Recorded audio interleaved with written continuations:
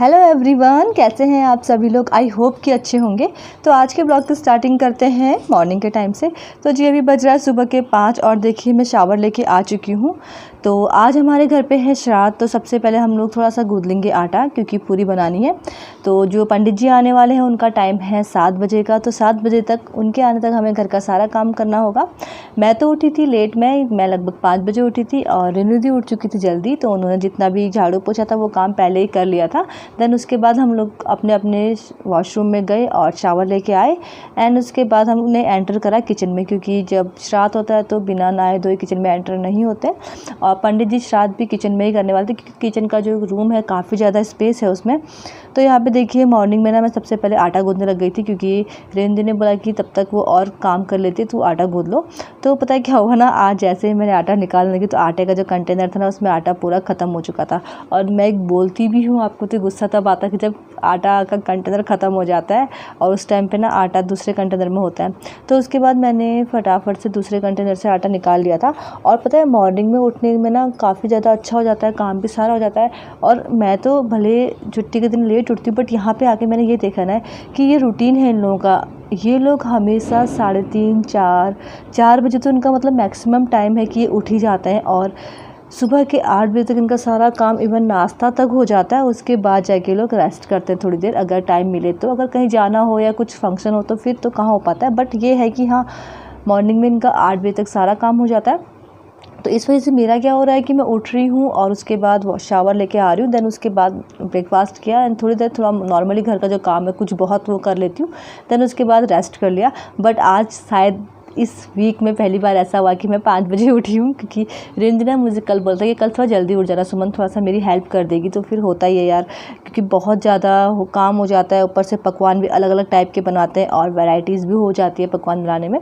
तो यहाँ पे देखिए मैंने आटा निकाल लिया। देन उसके बाद मैं आटे को गूँध रही थी और रेनू दी वहाँ पे ना दूध गर्म कर रही थी। तो क्या है कि इनकी मैंने जैसे कि आपको दिखाया है गाय भी है, मतलब सारा काम है। गौशाला भी मैं आप जाओ तो चार गाय देखी थी परसों। मैं गौशाला तो बहुत कम जाती हूँ, बट परसों ही गई थी जब मैंने आपको वीडियो में दिखाया था।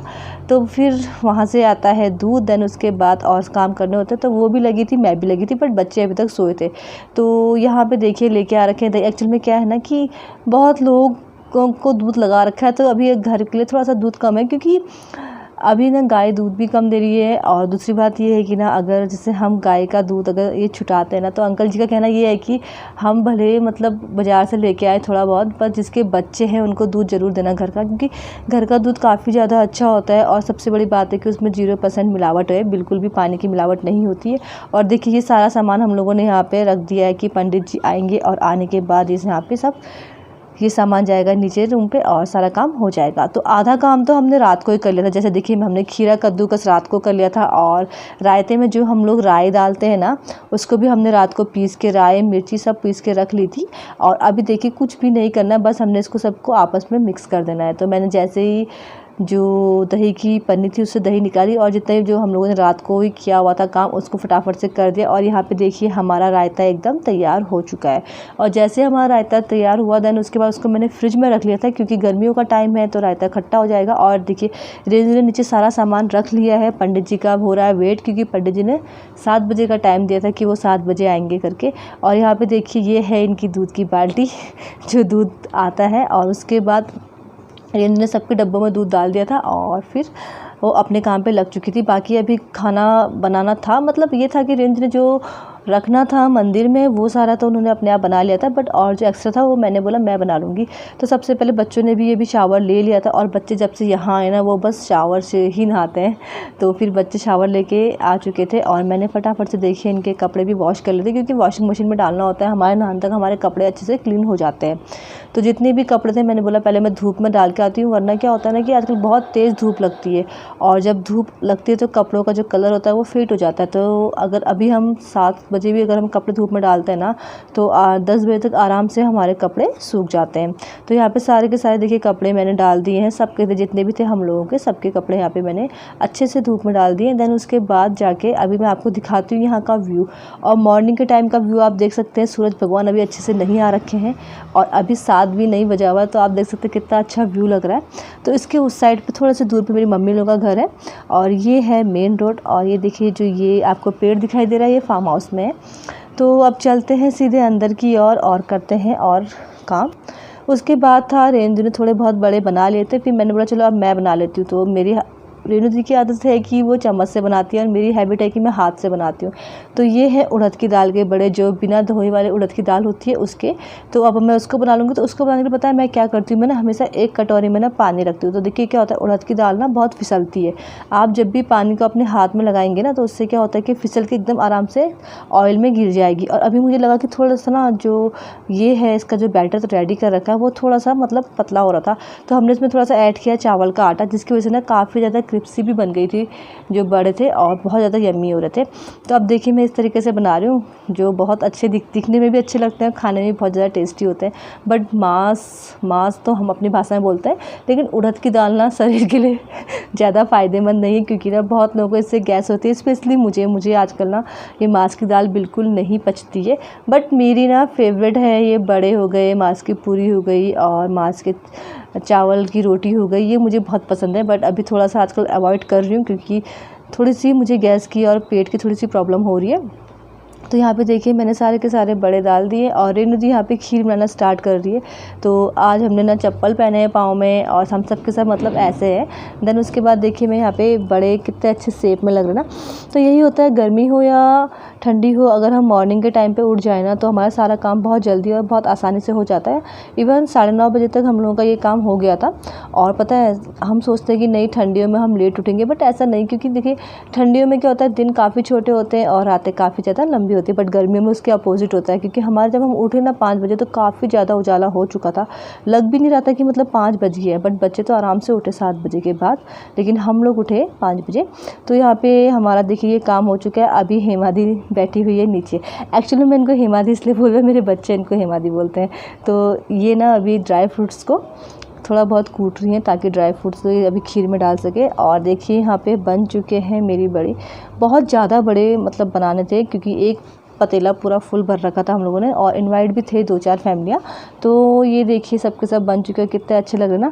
देन उसके बाद पंडित जी भी आ चुके थे और यहाँ पे अंकल ने श्राद्ध करना शुरू कर दिया था। मतलब ये श्राद्ध का एंडिंग जोन था जो यहाँ पे चल रहा है, क्योंकि स्टार्टिंग में था मैं सारा काम करके अपने रूम पे चली गई थी और मैं रेस्ट करने लग गई थी, क्योंकि सुबह काफ़ी जल्दी उठ गई थी मैं आज। तो उसके बाद फिर रेंदी आई थी मुझे रूम पे बुलाने के लिए, और मैं जब रूम पे से किचन में आई तो तब तक श्राद्ध का लास्ट एंडिंग पार्ट चल रहा था, तो जो मैं आपके सामने दिखा रही हूँ। तो बाकी और क्या क्या हुआ आप लोग बने रहिए मेरे साथ और देखते रहिए मेरा आज का छोटा सा ही व्लॉग। तो कैसे हैं आप सभी लोग, आई होप कि अच्छे होंगे और मैं भी काफ़ी ज़्यादा बढ़िया हूँ। तो जी हो चुका है श्राद्ध। तो आज था बूबू का श्राद्ध यहाँ पे। एक्चुअल में क्या हुआ ना कि कल नाइट को जितना थोड़ा बहुत काम था वो हमने करना था वो हमने कर लिया। देन उसके बाद हम मॉर्निंग में उठ चुके थे। रेणु जी तो 3 बजे ही उठ चुकी थी। देन मैं तो 5 बजे उठी थी। एक्चुअल में 4 बजे मैं भी उठ गई थी। मैंने थोड़ा बहुत अपनी एडिटिंग करी। देन उसके बाद जाके मैं गई बाहर रूम पे, और तब तक रेंज ने झाड़ू पोछा और जितना भी कुछ काम था वो सारा उन्होंने कर लिया था, और मैं सीधे गई शावर लेने के लिए। पर मैंने ना अपने हेयर वॉश नहीं करे, क्योंकि टाइम काफ़ी कम था और बहुत सारे काम थे जो करते। एक्चुअली में क्या होता है ना, रात के दिन बहुत सारे पकवान बनते हैं, इनविटेशन देते हैं लोगों को कि यहीं पे आना खाना खाने के लिए। तो इस वजह से काम भी काफ़ी ज़्यादा था। तो मॉर्निंग में उठ के सबसे पहले 5 बजे, आजकल तो ना 5 बजे काफ़ी ज़्यादा उजाला हो जाता है, तो हम लोगों ने घर का काम करना स्टार्ट कर दिया। स्पेशली किचन का काम, हम किचन में ही घुसे थे।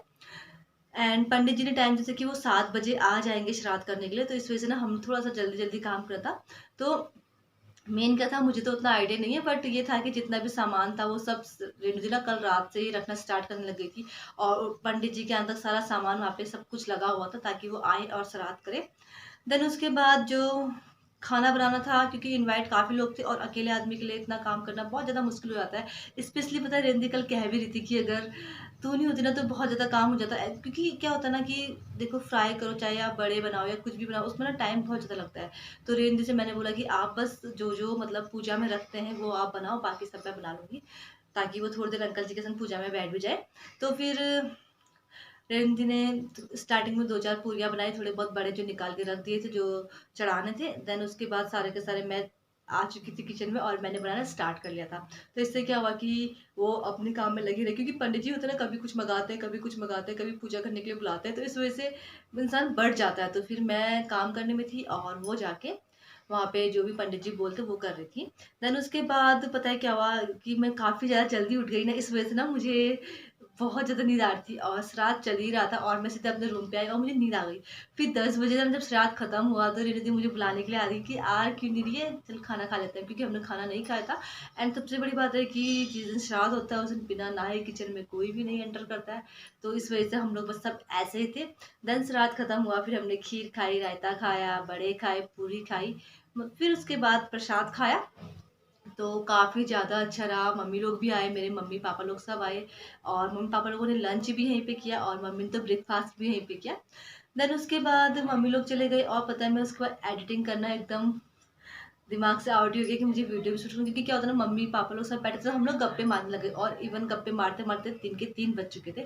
तो अभी हो गया शाम का टाइम, तो मैंने अभी अपना जो मैंने कुर्ती पहनी हुई थी वो खोल ली, क्योंकि ना अब ना कंफर्टेबल नहीं लगता। कंफर्टेबल ना सिर्फ टी शर्ट और नीचे से आप लोअर पहन लो या प्लाजो पहन लो, कुछ भी पहन लो, उसमें कंफर्टेबल लगता है, बट कुर्तियों में ना अभी अनकंफर्टेबल लगता है, क्योंकि अभी गर्मी भी होने लग गई है ना, इस वजह से। तो फिर अभी अब हम सोने की तैयारी करते हैं, क्योंकि रात हो चुकी है, रात के 9 बज चुका है और हम लोग ना सुबह जल्दी उठ गए थे और दिन में भी नहीं सोए, क्योंकि क्या हुआ कि मम्मी लोग आ गए लंच करने के लिए, फिर हम गप्पों में लग गए उनके साथ और करते करते 3 साढ़े 3 बज गया। फिर क्या सोते हैं, हमने कहा अभी चलो ऐसे रहते हैं, बातें आते कर लेते हैं। तो फिर अभी जाके अभी अब सब अपने अपने रूम पे चले गए हैं और मैं भी अपने रूम पे आ चुकी हूँ। तो ये था आज का मेरा छोटा सा वीडियो जो मॉर्निंग से मैंने स्टार्ट किया था। अगर आप लोगों को पसंद आए तो please like share and comment जरूर कर दीजिएगा। मिलते हैं आपको नेक्स्ट डे नेक्स्ट वीडियो के साथ। Okay, bye bye and take care. Bye.